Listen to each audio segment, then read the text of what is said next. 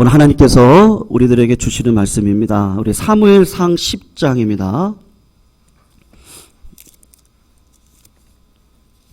10장 17절에서 27절까지 말씀입니다.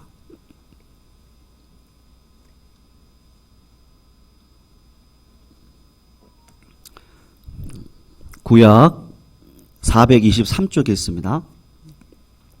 10장 17절에서 27절까지, 마지막 27절까지 우리 교독으로 읽고 마지막 27절 함께 읽습니다. 17절 제가 읽습니다.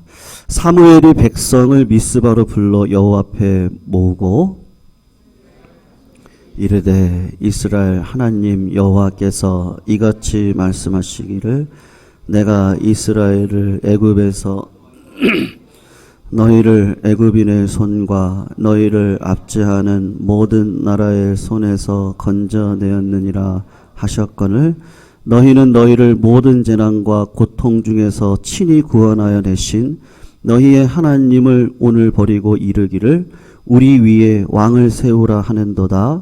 그런즉 이제 너희의 지파대로 1000명씩 여호와 앞에 나아오라 하고 사무엘이 이에 이스라엘 모든 지파를 가까이 오게 하였더니 베냐민 지파가 뽑혔고 베냐민 지파를 그들의 가족별로 가까이 오게 하였더니 마드리의 가족이 뽑혔고 그 중에서 기스의 아들 사울이 뽑혔으나 그를 찾아도 찾지 못한지라.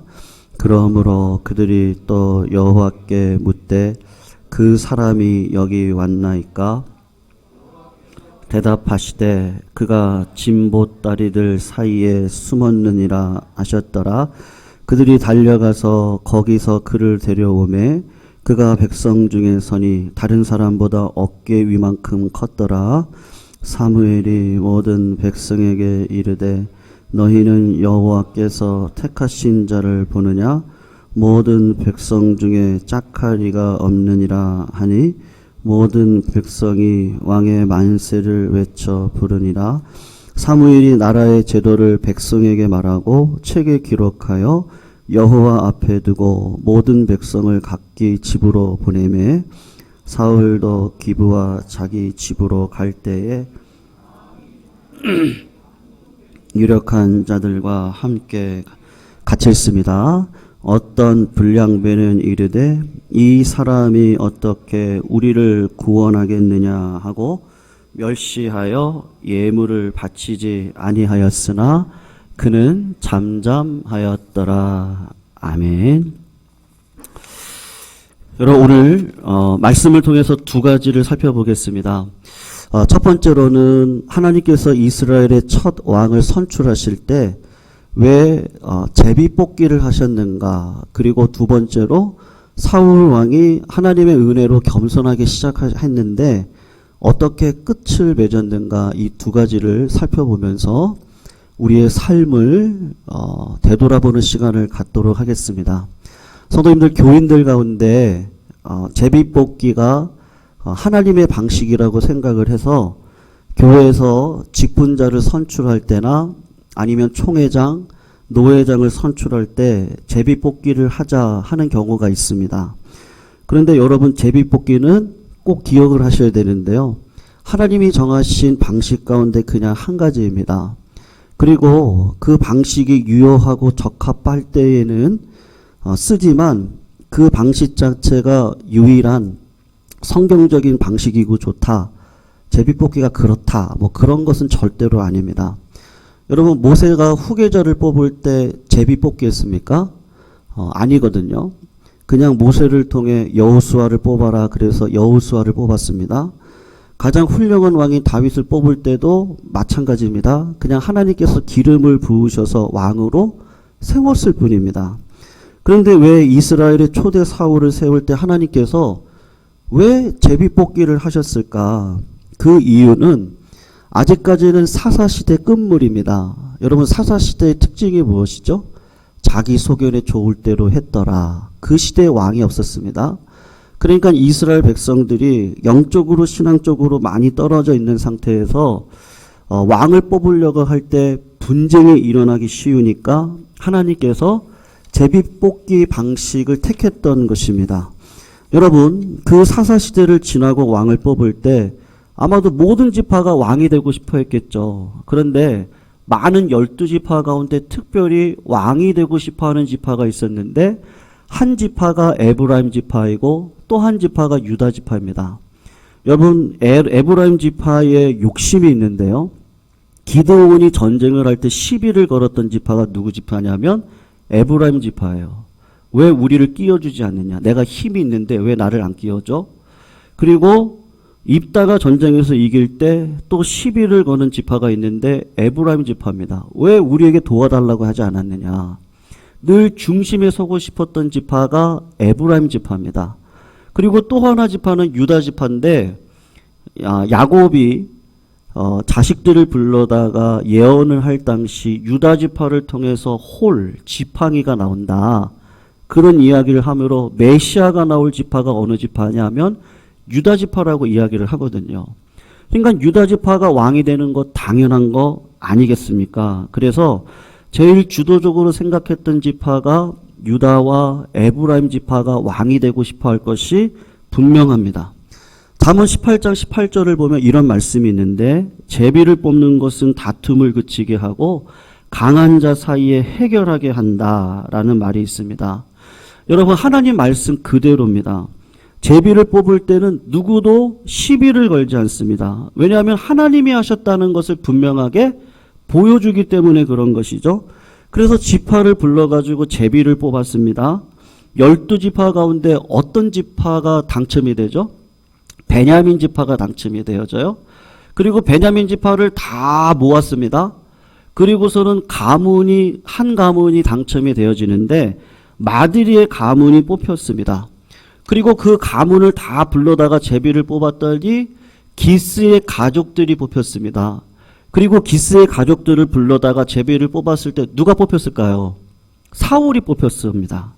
이렇게 하나님께서 제비 뽑기를 통해서 하나씩 해 나갈 때에 다툼이나 시비를 걸 사람이 아무도 없습니다. 이스라엘 가운데 모든 분쟁을 잠잠히 하기 위해서 하나님께서 선택하신 게 뭐냐 하면 제비 뽑기라고 하는 겁니다. 그런데 여러분, 모든 사람들이 누가 왕이 될까에 대해서 관심이 있는데 누가 왕이 될까에 대해서 관심이 없는 사람이 누구겠어요? 성도님, 누구겠습니까? 사무엘이죠. 사무엘은 제비 뽑기를 주관하는데 누가 왕이 될지에 대해서는 관심이 없습니다. 왜냐하면 이미 누가 될지를 사무엘은 알고 있어요. 기스의 아들 사울이 왕이 될 걸 압니다. 하나님께서 이미 사울을 통해서 기스의 아들 사울을 만나서 기름을 부었습니다. 그리고 제비를 뽑으면 당연히 사울이 뽑힐 것을 분명히 알고 있습니다. 결국은 이 제비 뽑기를 생각할 때 하나님께서 왜 제비 뽑기를 하라고 하셨을까? 두 가지 이유가 있는데, 첫 번째로는 이스라엘을 향해서 300년간 워낙 자기 소견에 좋을 대로 살았던 백성들이 또 난리칠 위험이 있기 때문에 강한 자들 사이에서 분쟁이나 시기를 멈추게 하기 위해서 하나님의 뜻이 분명하다, 하나님의 뜻이 이것이다, 사울을 왕으로 뽑는 것이다, 그것을 분명히 알려주기 위해서 제비뽑기를 한 것이고, 그리고 두 번째 중요한 이유, 제비뽑기를 했던 제일 중요한 이유는 누구 때문에 제비뽑기를 했겠어요? 여러분, 누구 때문이겠어요? 사울 때문입니다. 여러분, 하나님께서 사울에게 베푼 은혜가 너무 커요.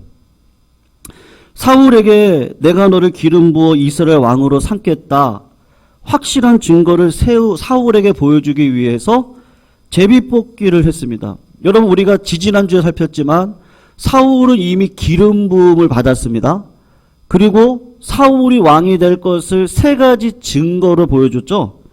첫 번째로는 라헬의 무덤가에서, 그리고 상수리 나무 밑에서, 그리고 예언의 영을 받는 예언자 선지자들 사이에서 성령의 충만함을 받아가지고 사울이 막 예언을 하는 그 세 가지 증거를 통해서 네가 왕이 될 거야, 그렇게 분명히 이야기를 했는데, 하나님께서 사울의 믿음을 강하게 하기 위해서 기름을 붓고 난 다음에 제비를 뽑을 텐데 그 제비가 너한테 갈 거야, 사울에게 그대로 보여주십니다. 그러니까 제비뽑기를 하는 이유는 하나님께서 사울에게 자꾸 은혜를 베풀기 위함인 것이죠. 여러분, 우리가 교회에서 신앙생활을 하실 때 이런 섭리, 이런 하나님의 작정을 경험하는 교인들이 있습니다. 교인들 가운데 어떤 분들이 아파트 청약을 넣었습니다. 어떤 회사를 지원하게 되었습니다. 인간적으로 볼 때는 당첨할 확률이 없습니다. 그런데 그것이 꼭 필요합니다. 경쟁이 300대 1, 400대 1, 아니 400대 1도 아니고요. 4000대 1, 5000대 1입니다. 근데 하나님께서 사울에게 은혜를 주시겠다고 작정을 하면요, 제비뽑기를 통해서라도 은혜를 주시는 겁니다. 하나님께서 내 삶에 찾아오셔서 인간적으로 도저히 불가능한 일이거든요. 근데 당첨이 되게 해주시고, 인간적으로 나보다 더 뛰어난 사람이 많음에도 불구하고 나를 취업을 시켜주시고요. 인간적으로 여러 가지 인맥으로 볼 때 내가 그 자리에 결코 갈 수 없는데 하나님께서 나에게 은혜를 베풀어 주실 때가 있습니다. 그때 우리가 경험하는 게 뭐냐면, 아, 이거는 우연이 아니고 하나님을 믿는 자에게 값없이 주시는 그 은혜의 섭리가 지금 나에게 있구나. 그것을 경험하게 됩니다. 사랑하는 성도님들, 이것을 확실하게 경험하는 교인이 어떤 교인이에요? 성도님들, 우리 한번 따라해 볼까요? 기도가 만사다. 우리 한 번 더 크게 해볼까요? 기도가 만사다. 예, 여러분, 기도가 만사라는 걸 믿으시기를 축원합니다. 여러분, 기도를 하면요, 하나님의 은혜가 반드시 쫓아옵니다. 믿으시죠? 기도를 하면 반드시 은혜가 쫓아오게 되어져 있습니다. 물론 사울처럼 기도를 안 해도 은혜를 주시기도 하는데, 하나님, 제가 이게 필요합니다, 제가 이렇게 되기를 원하는 것은요, 일실의 행복 때문이 아니고 하나님의 은혜를 정말로 경험하고 싶습니다. 하나님의 나라와 의를 위해 살고 싶습니다. 은혜를 베풀어 주십시오. 기도하고 간구할 때 하나님께서 자격 없는 나에게, 안 될 만한 사람에게 그런 은혜를 주십니다. 못 믿겠으면 사울을 봐보세요. 사울은 왕이 될 가문이 아닙니다. 베냐민 지파입니다. 그런데 하나님께서 은혜 주기로 작정을 하시니까 어떻게 해요? 제비뽑기를 통해서라도 하나님께서 은혜를 주시는 거예요. 신앙생활 할 때 성도님들 꼭 잊지 말으셔야 될 게 무엇이냐면, 하나님은 반드시 성도님들에게 복을 주시는 분이세요. 믿으시죠? 하나님은 반드시 우리들을 선한 길로 인도하실 분이세요. 본성적으로 그렇습니다. 하나님의 자녀인 우리들에게 은혜 베푸기를 기뻐하시고 복 주시기를 기뻐하시는 하나님이십니다. 그런데 그런 하나님의 본성을 악용을 해서 기복주의 신앙을 가지고 하나님을 이용하려고 하는 게 나쁜 거죠. 왜 기복주의가 없겠습니까? 하나님께서 나를 도와주시기 원하고 은혜 주시기 원해요. 그거를 굳게 믿습니다. 여러분, 믿음 생활이라는 게 그래요. 내가 믿는다고 믿어지나요?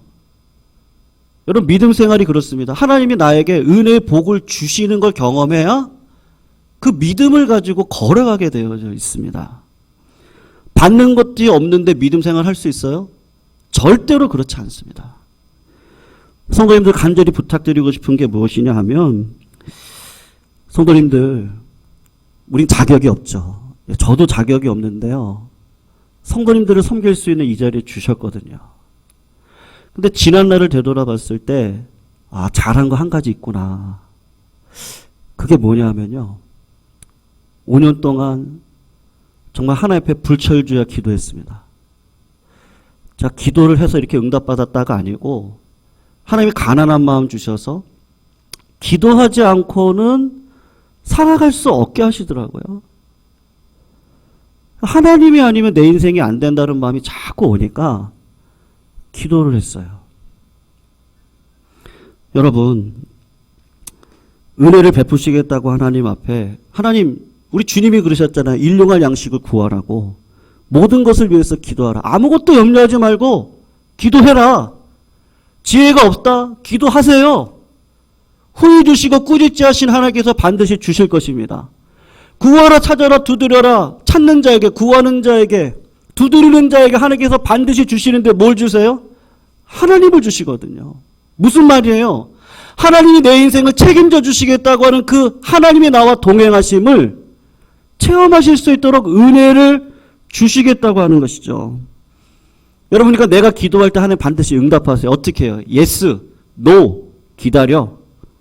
이 셋 중에 하나를 반드시 응답하실 때 나를 복되게 하는 자리로 하나님은 인도해 가시는 것입니다. 그러므로 여러분, 사울이 하나님께 기도하지 않았음에도 불구하고 왕으로 삼기 위해서 작정하시고 섭리하시면 반드시 복을 주시는 것을 볼 때 우리가 하나님께서 내 삶에 기도함으로 하나님의 섭리가 내 삶에 들어오면 반드시 하나님께서는 우리들의 삶을 복의 근원으로 이끌어 가실 걸 알고 기도를 놓치지 않는 믿음의 삶을 살아가시길 주의 이름으로 축원합니다. 그리고 두 번째로는요, 사울이 처음으로 왕이 되어서 시작할 때 이 모습을 그냥 편견 없이 보시면 사울은 어떤 사람이냐면 겸손한 사람입니다. 사울에 대한 생각을 선입견 없이 보시면 사울은 일단 나이스하고 그리고 핸섬하고요. 그리고 키도 크고 예의도 바르고요. 합리적이고 사람이 어떤 치우침이 없는 모습으로 시작을 합니다. 하나님께서 제비 뽑아서 왕이 되게 할 때 내가 제비 뽑아서 왕이 될 것을 사울이 알고 있잖아요. 그런데 내가 딱 서 있다가 그래, 나한테 이제 제비가 뽑힐 거야. 그럼 내가 할렐루야 하고 나가야지. 내가 왕이지. 내가 왕이 될 거야. 막 그런 마음을 품지를 않았습니다. 오히려 내가 왕이 될 것을 알고 있음에도 불구하고 떨림으로 그 자리를 기다리고 있었습니다. 그런 모습을 볼 때 사울은 객관적으로 보면 자기를 내세우거나 자랑하는 스타일이 아닌 것이 분명합니다. 오히려 자기가 뽑혔을 때 어떤 이유인지 모르겠지만 인기 관리를 하려고 숨은 것이 아니라 그냥 자기가 부끄럽다고 생각해서 숨어 있었던 사람입니다. 그리고 하나님이 뽑았습니다. 여러분, 그런데 항상 못된 사람들이 있죠. 저 사람이 직분자가 돼? 아니, 저 지파에서 왕이 나와? 나보다 나은 게 뭐가 있어? 그렇게 시비를 거는 사람이 있을 때 사울이 거기에 대해서 어떻게 하죠? 개의치를 않습니다. 얼마 지나지 않아서 나하스와 전쟁을 하고 사울이 왕으로서 승리를 하게 됩니다. 그럴 때 사울을 따랐던 사람들이 그때 자꾸 과거 이야기를 하는 거죠. 그때 당신을 우습게 여기고 당신을 하찮게 여겼던 사람들이 있지 않습니까? 징계합시다. 그럴 때 사울이 뭐라고 이야기를 하죠? 그렇게 하지 맙시다. 과거는 과거입니다. 이제 하나님의 선한 뜻을 바라보고 하나님께서 승리를 주셨는데 우리가 충성되게 살아갑시다. 사울이 그렇게 시작을 했습니다.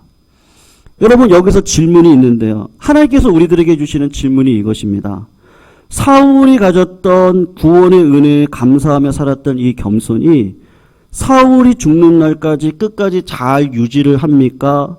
아니면 이 겸손을 유지하지 못하고 믿음의 자리에서 떨어지게 됩니까? 어떻게 되죠? 여러분, 믿음의 자리에 떨어지는 많은 사람들 가운데 안 믿는 사람도 있습니다. 그러나 성경을 정직하게 읽어보시면 많은 사람들이 믿음의 길로 시작하였다가 온전한 구원의 길에 이르지 못하고 지옥에 떨어지는 일들이 참 많이 있습니다. 너무나 안타깝게도 사울이 그런 상황에 있습니다. 왜 사울이 처음에는 겸손하고 감사한 마음으로 시작을 했는데 왜 마지막에는 떨어졌을까? 왜 그랬을까요? 여러분, 우리 신명기 17장 18절에서 20절 말씀을 우리 PPT로 띄울 것인데요. 우리 같이 한번 읽어볼게요. 모세가 왕이 되어질 때 반드시 지켜야 될 말씀에 대해서 이야기를 하고 있거든요. 우리 같이 한번 18절에서 20절 말씀, 우리 천천히 말씀을 생각하면서 한번 읽어보겠습니다. 시작. 그가 왕위에 오르거든 이 율법서의 통사본을 레위 사람 제사장 앞에서 책에 기록하여 평생에 자기 옆에 두고 읽어 그의 하나님 여호와 경외하기를 배우며 이 율법의 모든 말과 이 규례를 지켜 행할 것이라. 그리하면 그의 마음이 형제 위에 교만하지 아니하고 이 명령에서 떠나 좌로나 우로나 치우치지 아니하리니 이스라엘 중에서 그와 그의 자손이 왕위에 있는 날이 장구하리라. 아멘. 사랑하는 성도님들, 하나님께서 우리들에게 은혜를 주실 때에는요, 그 은혜에 합당한 책임도 같이 주십니다. 여러분, 이것은 구약이든 신약이든 똑같습니다. 하나님께서 구원의 은혜를 주셨으면 은혜에 합당하게 살아갈 수 있는 명령도 같이 주시거든요. 여러분, 하나님께서 왕의 직임을 주셨습니다. 그러면 제일 먼저 해야 될 의무가 무엇이죠? 모세가 이야기하는 게 그것이에요. 율법책을 자기 옆에 두고 읽으라고 하는 거예요. 여러분, 왕이 되면 가장 먼저 해야 될 일이 무엇이겠습니까? 중요한 일을 하는 것도 아니에요. 전쟁을 하는 것도 아니고 나라를 통치하는 것도 아니고 전쟁을 하기 전에, 통치를 하기 전에 나를 왕으로 삼으신 하나님께 나아가서 왕인 나에게 하나님의 뜻이 무엇인지를 말씀을 통해서 하나님에게 귀를 기울여서 듣는 것, 그것이 명령입니다. 그 하나님의 말씀에 귀를 기울이고 말씀에 순종하는 것이 뭡니까? 겸손입니다. 여러분, 사울이 겸손한 사람입니까? 교만한 사람입니까? 그는 겸손한 사람으로 시작을 했는데 사울은 왕으로 지나는 가운데 겸손한 자리에서 어떻게 하죠? 점점 떠나갑니다. 그 말을 바꾸면 왕을 통치하는 시간에 점점 하나님의 말씀을 듣는 일에 둔하여지고 점점 어떻게 돼요? 하나님의 말씀에서 떠나는 자리에 서게 됩니다. 그것을 어떻게 알죠? 사랑과의 관계를 통해서 알 수 있어요. 하나님을 사랑하면 누구를 사랑해요? 이웃을 사랑하거든요. 그런데 사울과 사무엘의 관계를 보시면 알 수 있습니다. 점점 멀어집니다. 하나님께서 사울을 통해 정확하게 하신 명령이 있습니다. 처음에는 그 명령에 순종하는 것 같습니다. 그런데 완전히 순종하지 않습니다. 그리고 합리적인 판단을 하는데 정치적인 판단이 있습니다. 하나님께서 다 아말렉을 진면에서 멸하라고 했는데 목숨을 걸고 백성들이 전쟁을 했습니다. 백성들이 목숨을 걸고 전쟁을 했는데 전리품을 하나도 받지 못한다면 너무나도 안타까우니까 그래도 괜찮은 거 백성들에게 줘야 되지 않는가? 그리고 조금 괜찮은 거 제사 드려야 되지 않느냐? 그거 위에 쓰는 것이 좋지 않겠는가? 하나님의 말씀을 듣는데 어떻게 합니까? 순종하지를 않습니다. 완전히 순종하지를 않는 거예요. 하나님께서 사무엘을 통해서 다윗에게 기름을 부으라고 했습니다. 그때 사무엘이 하나님을 향하여서 이렇게 한탄을 합니다.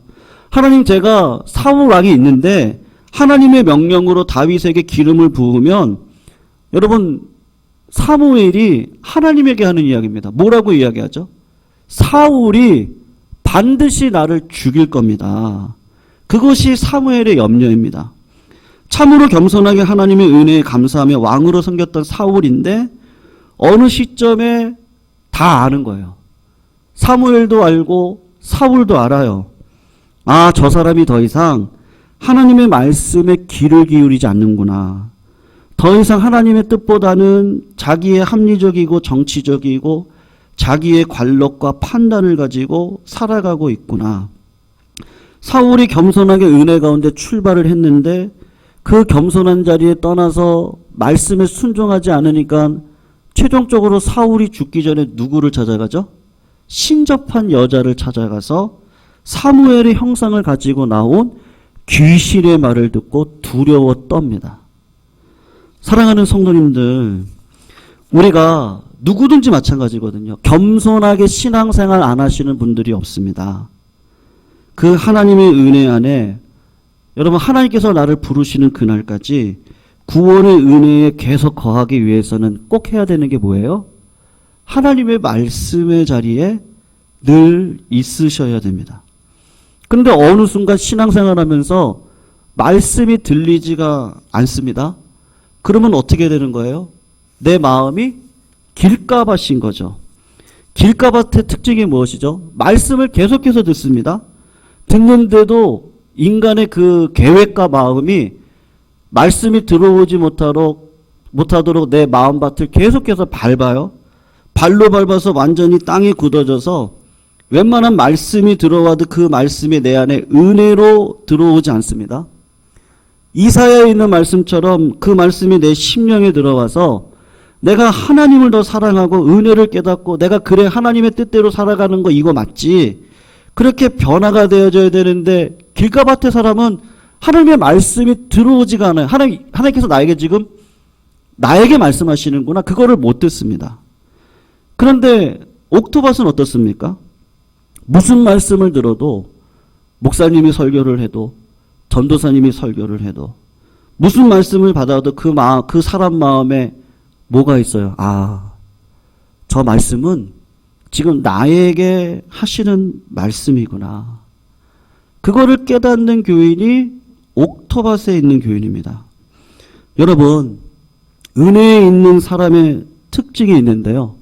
성령님께서 어떤 은혜를 주시느냐 하면 기도의 자리에 서게 하시고 그리고 늘 말씀의 자리 가운데 있게 하여 주셔서 기도할 때마다 말씀을 읽고 들을 때마다 하나님께서 섭리 가운데 나에게 주시는 은혜가 무엇인지를 깨닫게 하셔서 그런 사람이 구원에 이르도록 계속해서 성장해가는 자리에 우리를 세워주시는 것이죠. 성도님들 신앙생활하면서 우리 성도님들도 다 보시죠. 저도 7교회 정도 되나요? 6개, 우리 교회 오기 전에 6교회를 사역을 했는데요. 많은 교인들을 보았고 많은 목사님들을 보았습니다.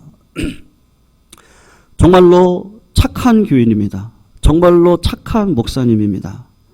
그런데 그 교인과 그 목사님이 하나님의 은혜 안에서 기도와 말씀 안에서 계속 자라고 신앙이 성장해 가야 되는데 진짜 착해요. 착한데 잘하지 않으면 어떻게 되죠? 그 착한 것이 약한 것이 되더라고요.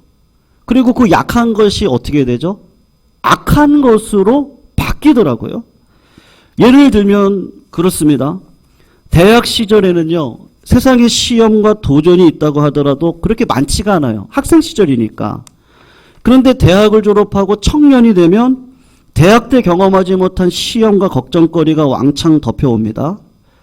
대학 시절에 가지고 있었던 착함을 가지고 청년 시절에 들어가면 어떻게 되죠? 그때 그 착함으로는 세상을 이길 수가 없습니다. 그런데 그 청년 시절에 하나님의 은혜를 붙들고 기도와 말씀 가운데 하나님이 주시는 지혜를 가지고 그 착함을 유지하면서 믿음으로 나아가면 그 착함이 다시 자라게 되어져 있습니다. 그러면 청년 시절의 위험을 이깁니다. 결혼을 했습니다. 세상을 살아가면서 세상과 더 깊이 관여하게 됩니다. 그럴 때 믿음과 신앙이 하나님의 은혜 안에서 점점 자랄 때 그 착함이 유지가 됩니다. 그리고 그 착함이 진짜 착함으로 자라게 되어져 있습니다. 근데 교회 안에 들어와 있는 오해가 무엇이냐 하면 저 사람이 여전히 착해요. 근데 그 착함을 가지고 하늘의 지혜를 가지고 말씀과 기도로 몸부림을 치면서 하나님께서 원하시는 뜻을 날마다 듣지 않고 살아가면 어떻게 되죠? 그 착함이 약함으로 바뀌고 약함이 악함으로 바뀌게 됩니다.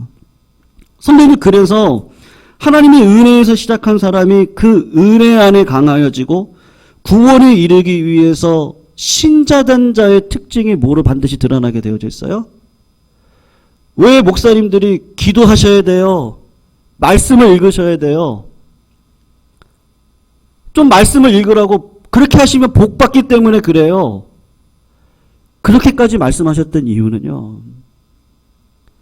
우리 안에 있는 그 신앙, 그 처음 시작할 때 그 착함이 어느 순간 악함으로 바뀔 수 있는 본능이 우리 가운데 있기 때문에 기도와 말씀의 삶을 살아가지 않고서는요.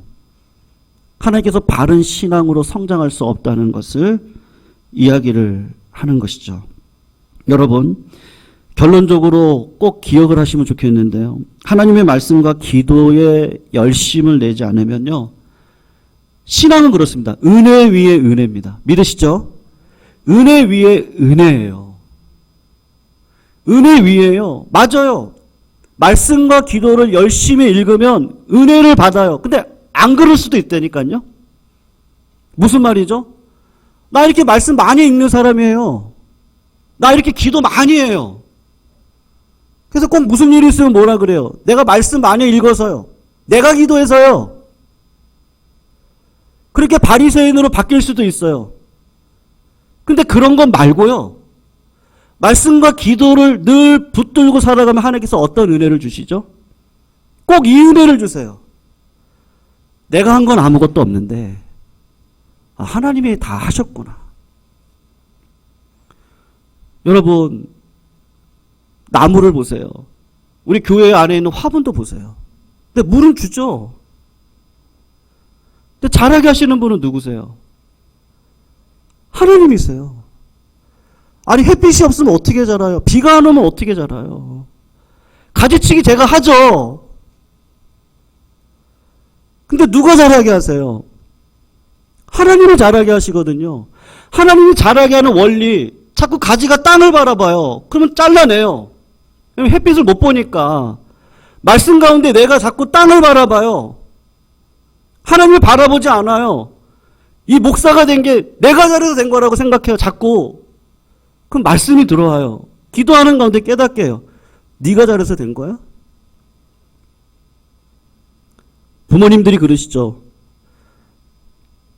대학을 졸업하거나 박사학위를 받았을 때 다 아버지 어머니 덕분입니다. 부모님들이 하는 얘기가 뭐죠? 내가 뭐 한 게 있냐? 네가 잘해서 그렇지. 근데 그 부모님의 자리에 올라가서 보면 누가 잘해서 이렇게 된 거예요? 부모님이 아니었으면 내가 이 자리까지 올 수 있었습니까? 부모님의 기도가 아니었으면요, 믿음의 자리에서 떠나지 않는다는 보장이 어디 있습니까? 부모님이 입혀주셨기 때문에 여기까지 온 거죠. 부모님이 지금까지 책임져 주셨고, 그러니까 기도와 말씀의 자리였으면 자꾸 하나님께서 어떤 마음을 주세요? 아, 다 은혜구나. 자랑할 게 없어요. 은혜를 붙들고 은혜 위에 은혜. 마음이 자꾸 또 가난해져. 하나님, 제가 하나님의 말씀을 듣는 일에 떨어지지 않게 해주세요. 하나님, 제가 어떻게 해야 돼요? 아버지께서 지금까지 인도해 주셨는데 하나님, 내년도에도 하나님 은혜 주셔야 되는데 하나님, 제가 어떻게 해야 돼요? 자꾸 기도의 자리에 안 갈 수가 없는 거예요. 하나님께서 말씀하시는 자리에 설지 않고서는 살아갈 수가 없는 거예요.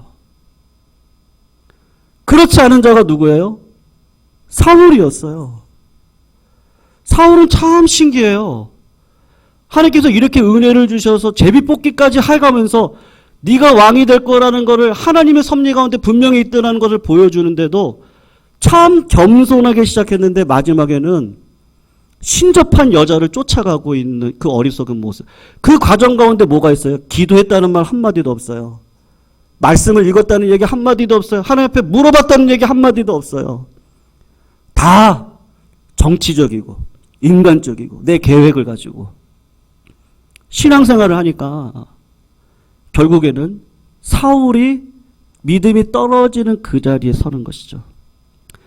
사랑하는 성도님들, 우리가 이왕 신앙생활하는 거 바른 신앙으로 서셔야 되지 않겠습니까? 우리 천국에 가면 놀랜다고 하죠. 꼭 있어야 될 것 같은 이찬현 목사 없을 수도 있습니다. 제가 없을 수도 있어요. 근데 진짜 간절히 원하는 건요, 우리 성도님들 다 같이 천국 가셔야 되지 않겠어요? 우리 살아가는 거 진짜 100년 살아가면 많이 살아가는 거 아니겠습니까? 그리고 영원히 하나님과 함께 사셔야 되는데 믿음 가지고 사셔야 되잖아요. 근데 영원히 사는 것도 은혜로만 되잖아요. 그러니 저를 포함해서 우리 모든 성도님들께서 하나님께서 나를 부르시는 그날까지 심령이 가난한 자가 복이 있나니 천국이 저일 것이며, 아멘. 네, 마음에 애통하는 자가 복이 있나니 저가 위로를 받을 것이며, 의에 줄이고 목마른 자가 복이 있나니 천국이 저일 것이다. 성도님들, 아무것도 염려하지 마십시오. 모든 일에 기도와 간구를 하나님 앞에 구하면 하나님께서 이 모든 것들을 채워주실 것입니다. 하나님의 말씀을 붙들고 살아가십시오. 말씀은 내 발의 등이고 빛입니다. 그 말씀을 가지고 살아가는 자에게 하나님께서 은혜로 채워주시는 것을 알기에 오늘도 하나님이 다 하셨습니다. 저는 그냥 주님 마음 붙들고 오늘도 걸어가겠습니다.